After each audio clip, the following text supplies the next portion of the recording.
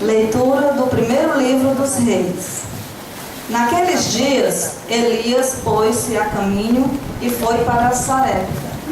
Ao chegar à porta da cidade, viu uma viúva apanhando lenha. Ele chamou-a e disse: "Por favor, traze-me um pouco de água numa vasilha para eu beber." Quando ela ia buscar a água, Elias gritou-lhe: "Por favor, traze-me também um pedaço de pão em tua mão." Ela respondeu: "Pela vida do Senhor teu Deus, não tenho pão. Só tenho um punhado de farinha numa vasilha e um pouco de azeite na jarra. Eu estava apanhando 2 pedaços de lenha, a fim de preparar esse resto para mim e meu filho, para comermos e depois esperar a morte." Elias replicou-lhe: "Não te preocupes, vai e faze como disseste. Mas primeiro prepara-me com isso um pãozinho e traze-o. Depois farás o mesmo para ti e teu filho. Porque assim fala o Senhor Deus de Israel: a vasilha de farinha não acabará e a jarra de azeite não diminuirá, até o dia em que o Senhor enviar a chuva sobre a face da terra." A mulher foi e fez como Elias lhe tenha dito. E comeram, ele e ela e sua casa, durante muito tempo. A farinha da vasilha não acabou, nem diminuiu o óleo da jarra, conforme o que o Senhor tinha dito por intermédio de Elias. Palavra do Senhor. Graças a Deus.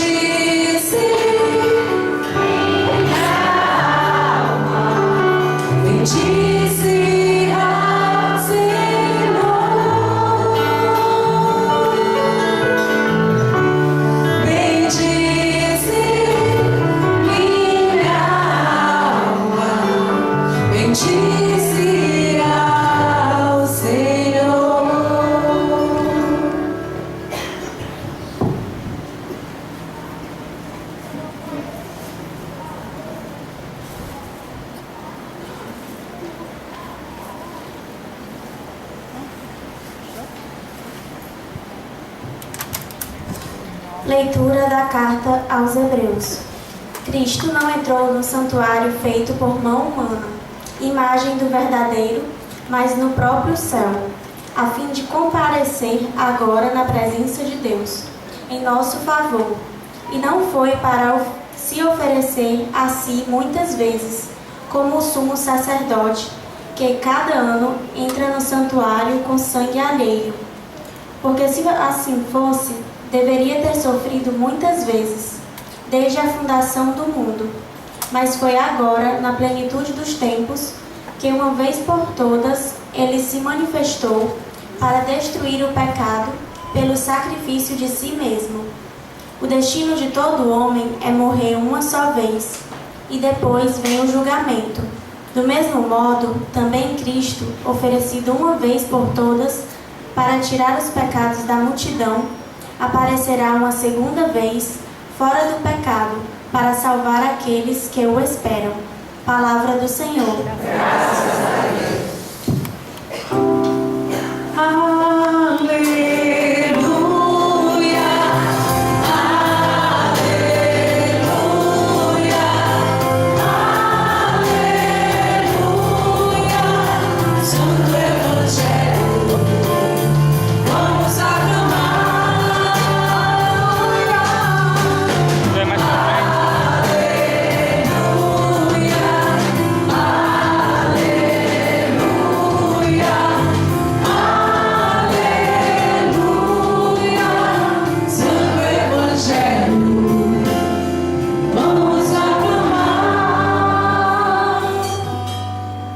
O Senhor esteja convosco. Ele está no meio de nós. Proclamação do Evangelho de Jesus Cristo, segundo Marcos. Glória a vós, Senhor.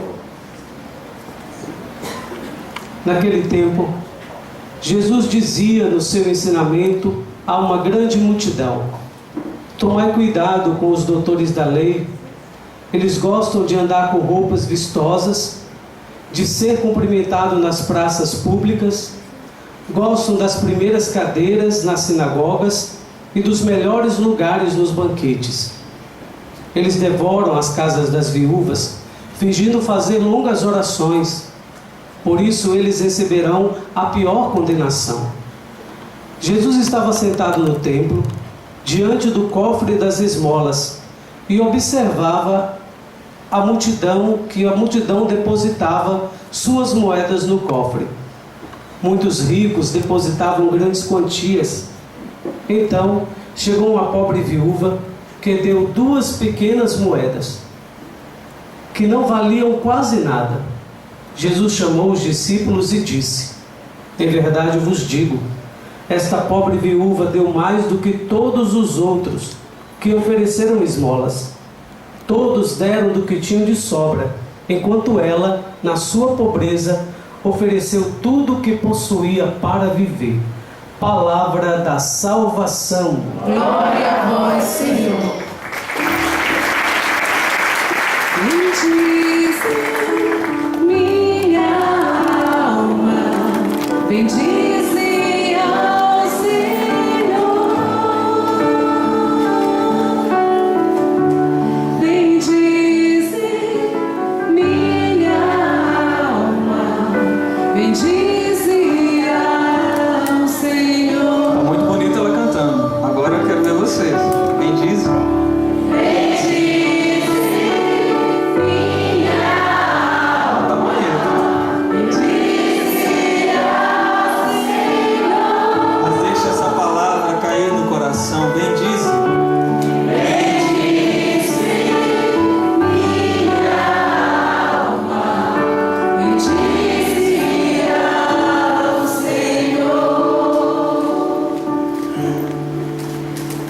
Queridos irmãos e irmãs, quero saudar nossos padres, Padre Lezinho, que é aqui junto comigo, né? Somos os 2 padres aqui da missão de Fortaleza. Esse também é o Padre Anderson, de lá de Cachoeiro Paulista. Quem é que assiste o Gente de Fé aqui do programa? Olha lá, Padre. O senhor, acho que não tem como mandar abraço no programa, né? Mas sinta-se abraçado, né? Mas Padre Anderson foi meu reitor durante os últimos 3 anos do seminário, segundo, terceiro e quarto ano do seminário. Então ele também tem responsabilidade também na minha ordenação e também dá o aval ali, né? Então, por favor, vocês que são daqui, não conta nada com ele não, tá? Mas bem-vindos aqui conosco. Bem, eu quero começar aqui vendo, diante da liturgia de hoje, eu quero lembrar logo de início aqui uma coisa que eu não sei, eu acho que eu li, não sei se eu vi, do nosso querido Padre Léo. Ele falando daquele episódio da Sagrada Escritura, daquele rapaz endemoniado, que não é aquele que vai até Jesus lá de Gerasa, né? É aquele que o pai vai até Jesus e diz assim, né, cura o meu filho, liberta o meu filho, porque desde a infância ele é terrivelmente atormentado por um demônio. Aí ele diz assim, o demônio lança ele no fogo, lança ele na água, e desde a infância é assim. Aí ele fala, né, Jesus fala, se podes. E aí ele fala da fé, aí ele diz, não, eu tenho fé, mas aumenta a minha fé. E o Padre Léo falando desse episódio, aí ele chama a atenção por um detalhe, que ele diz assim, veja, ele dizendo assim, veja qual é o poder do inimigo na nossa vida. Tem poder? Tem, mas ele dizendo, veja, desde a infância ele tenta de todo jeito matar e não consegue. E o Padre Léo estava falando nesse sentido, para mostrar que ele tem poder, tem, mas não é lá essas coisas não, a não ser que eu e você realmente se agarre a ele, ou às vezes tenha mais fé nele, né, no mal, do que em Deus. Fale mais no mal do que em Deus, porque realmente não tem esse poder na nossa vida. Não tem esse poder de tirar de nós o motivo de viver, que nós podemos realmente ficar tão afixado àquilo, tão preso àquilo, que a gente só vê aquilo e parece que a nossa vida não tem saída. E a gente muitas vezes se acha nessa ocasião de escuridão e que não tem mais jeito, não tem mais saída. Já tentei de um jeito, já tentei de outro, não consigo sair dessa situação e não vejo saída, não vejo para onde ir. E por que eu estou falando isso? Porque na nossa primeira leitura aqui hoje nós temos nessa viúva, a viúva de Sarepta, que estavam vivendo no contexto de seca, vocês lembram, né? Ali no livro dos Reis, e que Elias ordenou e parou de chover. Estava uma seca danada e os profetas de Deus estavam sendo perseguidos. E Elias aqui está fugindo, né? De um lado para o outro, de um lado para o outro, de um lado para o outro. Aí ele chega lá em Sarepta, já está cansado, né? Andando sozinho daquele. E aí chega e diz, ei, faz uma tapioca para mim aí, né? Faz um pãozinho aí para mim. O padre até estava falando, né? Esse Elias é folgado, né? Chega assim e faz esse negócio aí para mim. E a mulher, né, que diz para ele, olha, eu só tenho isso aqui, um pouquinho, um punhado de farinha. Dá para fazer uma tapioquinha daquela pequenininha, né? Aquela frigideira pequenininha. Só tem um punhado de farinha numa vasilha e um pouco de azeite na jarra. Eu estava apanhando 2 pedaços de lenha, a fim de preparar um resto para mim e meu filho para comermos e depois esperar a morte. E depois, assim, não tem mais o que fazer. Os profetas, né, viveram muitas situações assim que eles... O próprio Elias, né? Ele foge e depois diz assim, Senhor, tira a minha vida, porque a perseguição aqui que está sendo feita aos teus profetas? Não resta mais nada. E nós podemos chegar realmente a essas situações, se não passamos, poderemos passar por situações assim, existenciais, em que a gente olha e não vê agora para onde ir. É só esperar a morte. E quantos de nós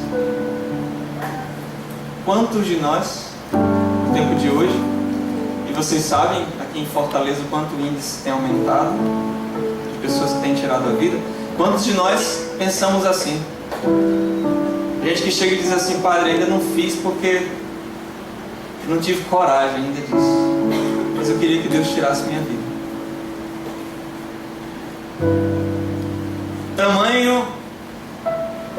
Tamanha é a dor da alma.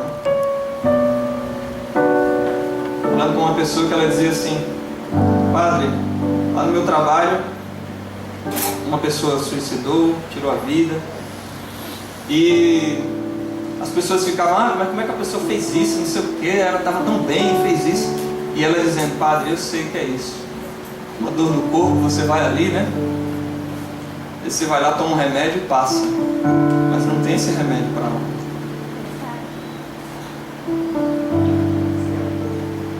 Claro que nosso Senhor quer ser esse nosso alívio, mas às vezes na angústia ali não tem, é deitar e esperar a morte. Só que, meus irmãos e irmãs, aqui trazendo até aquele nosso, que é muito conhecido de vocês, né? Tenho até falado um pouco dele aqui também nas missas de cura interior, o Viktor Frankl, que na verdade cita um pagão, um ateu, né? Dizendo que quem encontra um motivo, quem encontra um para que viver, pode suportar quase qualquer como. Esse Viktor Frankl que viveu nos campos de concentração. Então viu muitos dos seus colegas correrem para pegar nas cercas, que não aguentava mais. Viu muitos morrerem assim por um nada. E saiu vivo, né, ainda. E depois essa experiência o ajudou muito no tratamento de outras pessoas. Mas na verdade ele está citando alguém que não acreditava em Deus. Na verdade é anticristão. O Nietzsche, né? A frase dele. Agora veja, se um cara que nem tem fé, é contra a fé, não é nem aquele que diz assim: não, sou ateu, respeito não. Ele quer fazer a inversão dos valores. Tudo aquilo que é valor para nós, o contrário. Mas esse cara reconhece que dentro de nós há uma força vital que pode ser despertada desde que eu tenho um para quê. Desde que eu tenho um para quê.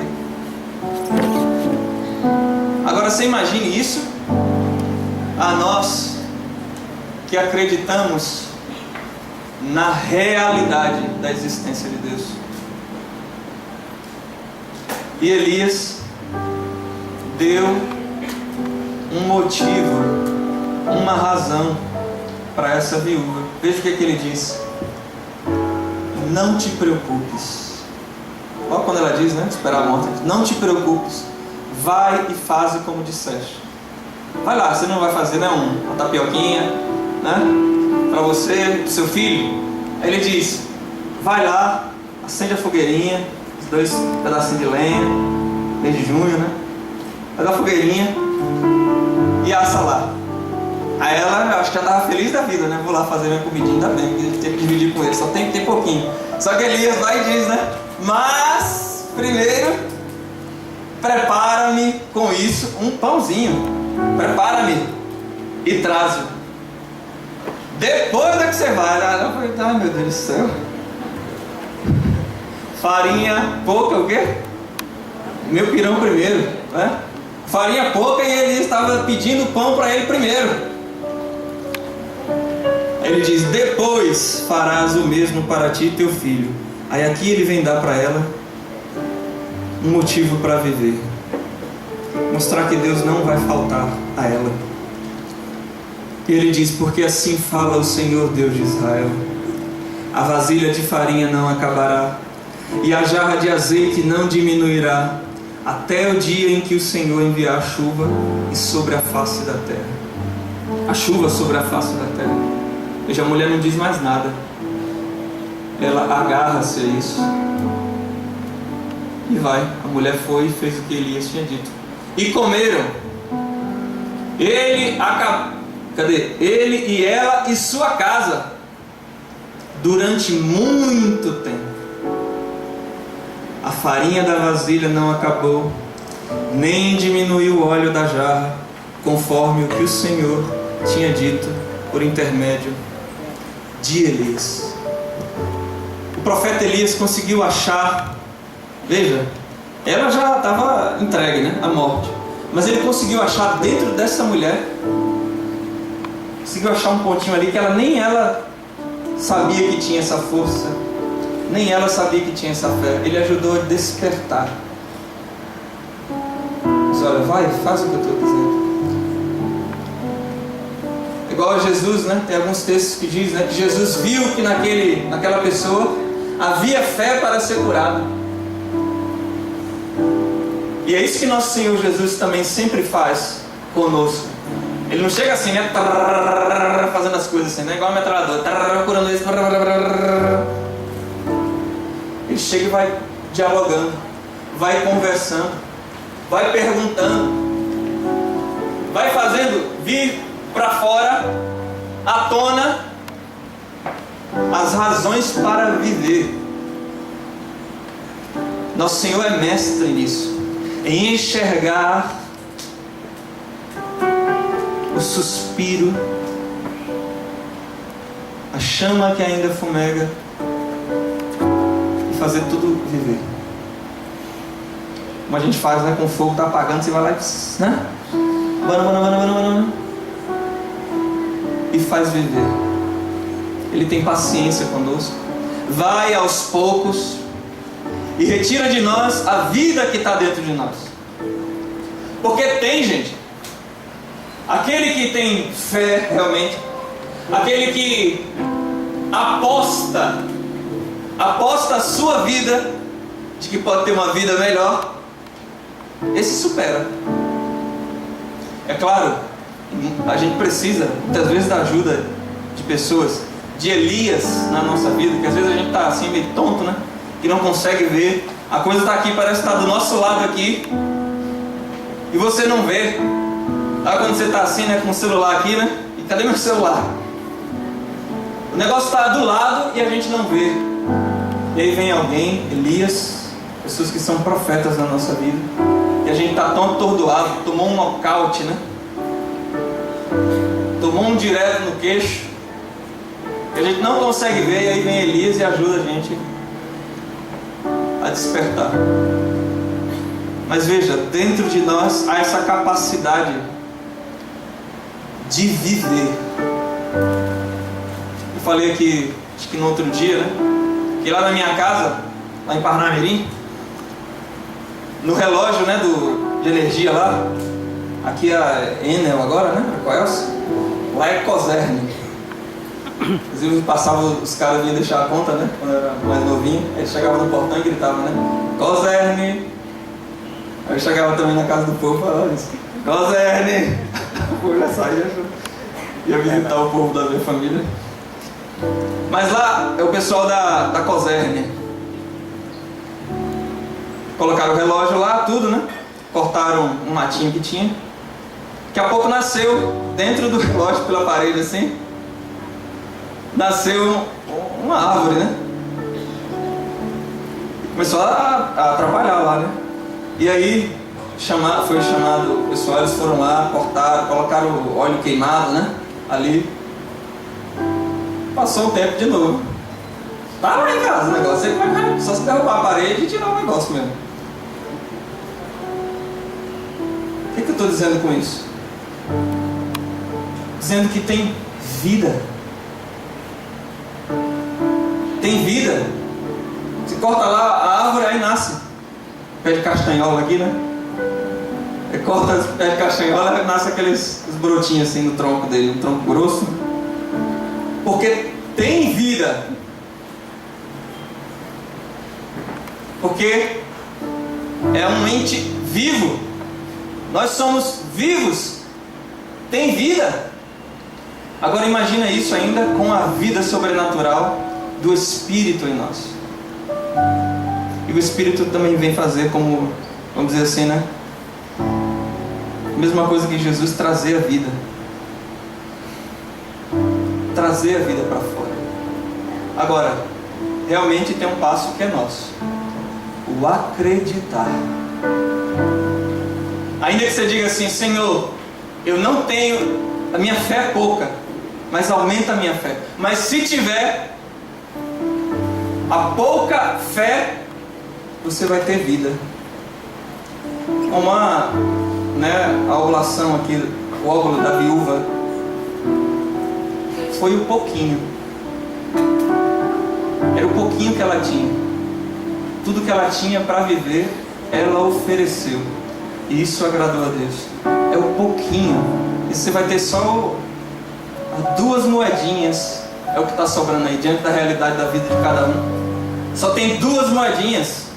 E às vezes você tem mais que 2 moedinhas. Você tem mais. Então, nada, meus irmãos e irmãs, de ficar borocochô. Nós estamos encerrando o encontro de cura interior. E agora, nós vamos para as nossas casas. Deus falou conosco. Falou ou não falou? Falou. Lhe tocou ou não lhe tocou? Tocou. Agora, meu amigo e minha amiga, mãos à obra. Agora é a nossa parte. Porque sim, o Senhor nos falou, nos tocou, nos mostrou. Agora, de quem é a tarefa? De quem é o trabalho? De quem é? Nossa. Isso mesmo. Então, vou usar aqui, o Léo deu um testemunho aqui, né? Você já deu um abraço nela já, né? Mas o Léo de manhã testemunhou aqui. Não, a palavra que a Carla trouxe foi para mim. Ele falou um pouco aqui, falou a respeito do abraço, tal. Veja, Deus mostrou, falou, tocou o coração dele, trouxe a consciência, ele assumiu isso. Agora, o que é que ele vai ter que fazer? Te cuida, Sueli. Agora vai te abraçar. A esposa. Agora te cuida. Já noite promete, né? Te cuida, agora vai abraçar. Vai ter que abraçar, vai beijar. Porque estou falando aqui publicamente, que ele testemunhou aqui publicamente. Agora é a hora da manifestação do carinho. Mas como é que vai ser isso? Deus, ele vai estar lá assim. Aí vai vir o Espírito Santo, né? E vai abraçar? Claro que não. Vai ter que fazer. Dá uma ansiedade, um medo, um tremor.